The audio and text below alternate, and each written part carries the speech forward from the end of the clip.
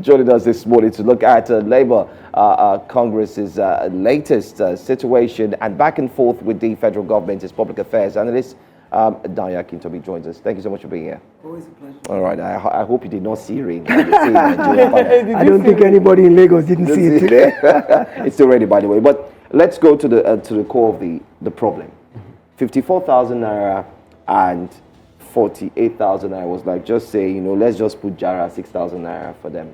And Labour Congress is saying this wouldn't work. What's your thought, first of all? Well, first thing is that government has shifted a little bit.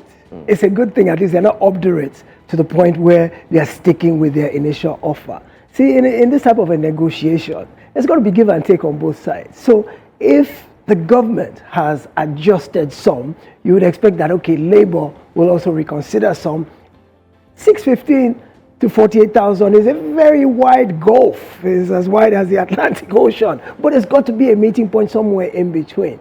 So Labour is saying that their major beef with the government's offer is that they've not given them any breakdown. What is the basis for the 54,000? How much have you allocated for all of the issues that make up our quality of life? Rents, transportation, feeding, school fees. That when they came up with 615,000, they actually gave the data sector by sector in terms of what makes up our daily lives. They allocated so much to food, so much to rent, so much to school fees, so much to all the things. And that's how they came up with their figures. So they're saying, government, justify the 54,000. How did you come up with 54,000? And they're using their own criteria for a family of 6 parents and 4 children. And they're saying, even this 54,000 can't feed a single individual, can't keep you in living conditions in a month. So I think in every negotiation, there's always a dance. And I think what they're doing right now is they're posturing. And I think ultimately that Labour knows 615,000 is not sustainable, it's not realistic. I think they just put it out there as a negotiating gambit and that the reality is somewhere in between.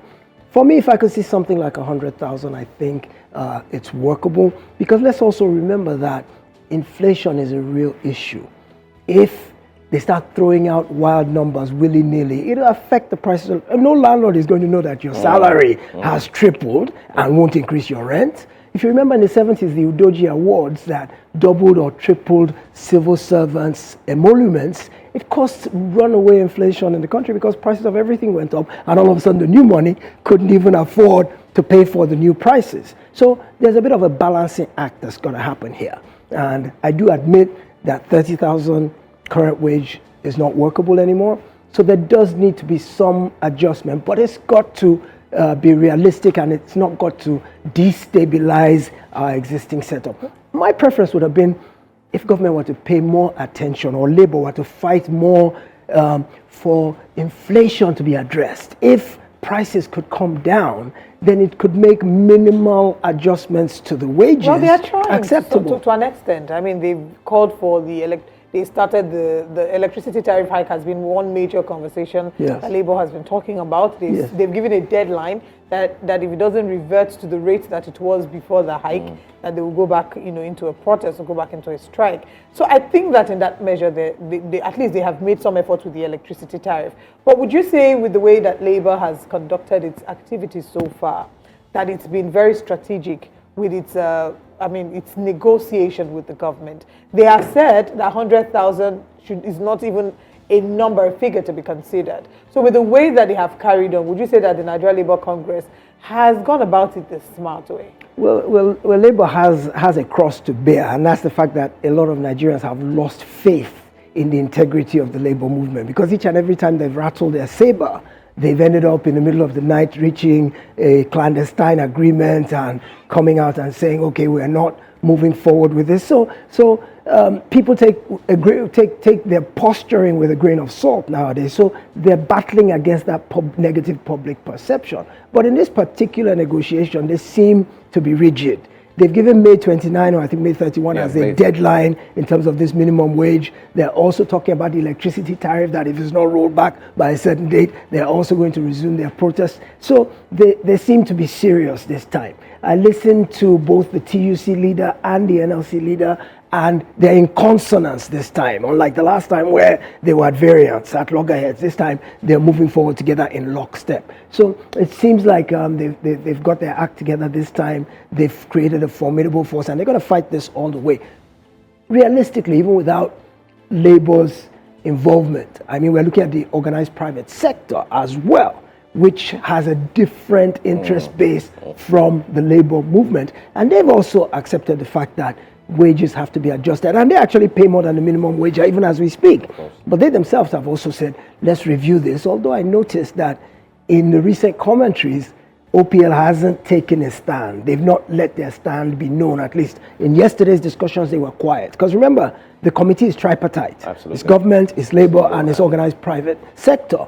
And they didn't say anything yesterday. And I think that's ominous. That but there's also this feeling, especially from the organized Labour, and not forgetting to from the TUC and of course Labour Congress, that from the government's aspect, they are not doing much.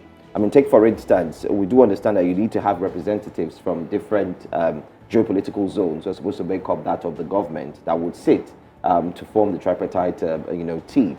But it seems like these government officials who ought to be there, according to TUC and the NLC, did not show up. In other words, they were like, you know what, go ahead, form your meeting, whatever you agree, we'll get back to you. And that's why they walked out of the meeting. Aside that, they were expecting something huge. Let's use in our local parlance, something huge. But 54,000 naira.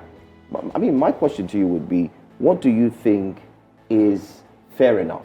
You had mentioned 100,000 naira. I could break down 100,000 naira right now, and I'm sure we both know it's not going to hold water. But what do you think should be okay for the average Nigerian? I don't think what should be okay for the average Nigerian is what we should be discussing as much as what is affordable. What can the state governments do? For example, at yesterday's meeting, the state governors were not really represented. They sent one or two states, sent a couple of people. But let's remember that as we speak, many of the states are not even paying the 30,000. So what's the point of a pie in the sky 100,000 award or 150,000 award that we know cannot be paid? What is the point? We may as well sit down and be realistic. I heard somebody say, and there's some credit to this point of view, that look, let's forget about who can pay and who cannot pay. Let's establish this, and after it becomes law, then it becomes incumbent upon the governors to find the money from somewhere. But that's not tenable, because even the 30,000, more than half the states can't pay. So if you put 100,000 or you put 150,000, they're not going to be able to pay it. So what's the point of having it on the books? And then you find 6 months salary arrears, so many months salary arrears. They can't afford to pay their workers. So I would say that, as we know, the cost of living varies from region to region. Absolutely. So I'm not even sure that there should be a flat rate minimum wage that is uniform across the entire country. I mean, those states have figured out what works for them. So yeah, exactly. So maybe each state should then apply. That now goes to this devolution of power restructuring thing that we said we don't want to touch the other day. Okay. Anyway, go on. Let's also talk about, the government and the government's body language, because that's very key. Yes. Would you say that this administration has communicated with its body language that it is concerned about the welfare of the Nigerian citizens? You're talking about the states and some of them not even being represented. 57.6 billion being splurged on SUVs. In fact, very recently, Kano State Governor was criticized for having, bought vehicles for the lawmakers, even though they say it's their entitlement. And Nigerians are saying, yes, it's your entitlement, but is judging by the current realities, is it not a bit insensitive that you can still afford to buy vehicles when the average Nigerian cannot afford to feed?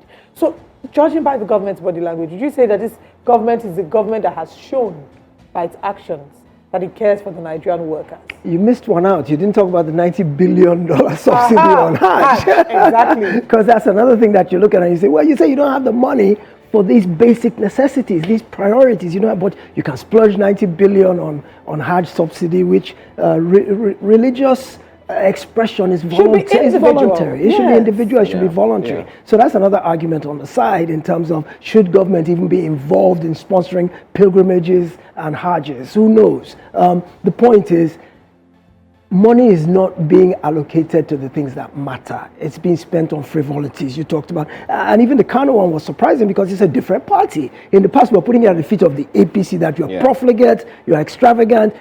But Kano is NNPP. And he, just last week, spent so many billion to buy SUVs for the state legislators. And so you look at it and you say, is government really serious in terms of, do they really want to improve the quality of life of Nigerians? Then you look on the other side and you say, look at the student loan program that's coming online the day after tomorrow. That to me is a landmark piece of policy that has the impact to make a big difference in the lives of Nigerians if it is implemented properly, with integrity and without partisanship. So there are some things the government is doing that portrays or telegraphs a notion of seriousness in terms of improving our quality of life. I also think that in terms of this living wage issue, the president has addressed it in a number of fora where he has said he's committed to Nigerians living a better life. Of course, government can't give what it doesn't have. So they're in a delicate balancing act because they're looking at it and say, yeah, we want to help you. We want to make things better for you, but we can't afford it. This is what we can afford to do. So you look at things like the social investment programs that were suspended in the Better Edu days. They're talking about bringing back the school feeding program now. And yesterday I read something about there's 100 billion in the 2024 budget for homegrown school feeding program. Now inflation has spiraled it up to 540 billion, which the government doesn't have. So but you look at those type of initiatives and you say, perhaps there's a heartfelt desire to do something, to make a difference, but how affordable is it? Anyway, as we look to wrap this conversation up, I'd like for us to look at this. Could we rightly say that these issues we're having as a result of the fact that before President Bola Ahmed Tinubu got into office, there wasn't a clear point agenda? Because what we see here is like scattering seeds, and everyone is just running around trying to find which one works. We've seen the CBN policy. We just had a guest who joined us. I'm sure you know about the new inflation rates that the rates, all right? And of course, you know what it would do to inflation as well. Now we're struggling with the student loan, and here we are again saying that the federal government doesn't have money. You've talked about the Hajj. We've talked about all of this. Do you think this can be pointed to the fact that the current president didn't have a clear agenda as to what he was coming to office to do? That would be really disappointing if that is the truth, because the way he came into office, it was very clear that he had thought about it for a very long time. He was very strategic in his planning in terms of how he ascended to the presidency. He had opportunity to have run many times before. He bided his time intentionally till the time was right. So for a person who was that prepared and that focused on where he was going and how he was going to get there, and he had the roadmap down pat because it worked exactly according to plan. So for such a person to now not have had a clear roadmap about what he was going to do when he gets there, it would be relatively disappointing if that were to be the case. And I noticed that there have been quite a few policy flip-flops. The left hand doesn't seem to know what the right hand is doing. Look at the cyber security levy that he had to roll back and say we're not going to do that anymore. Even the student loan, it back. Yes, because absolutely. Like the I'm sorry to butt in. Like the president of ASU, who was here as well on Monday, said they had told them, don't take this policy. Consult us first. There's some errors we're seeing there, but they ignored. Yes, so absolutely, it does look like perhaps the realities of office are different from theorizing. When you're on the outside, you can draw up all the maps you want, you can make all the plans, and when you get there and you're confronted with reality, it turns out to be so much different.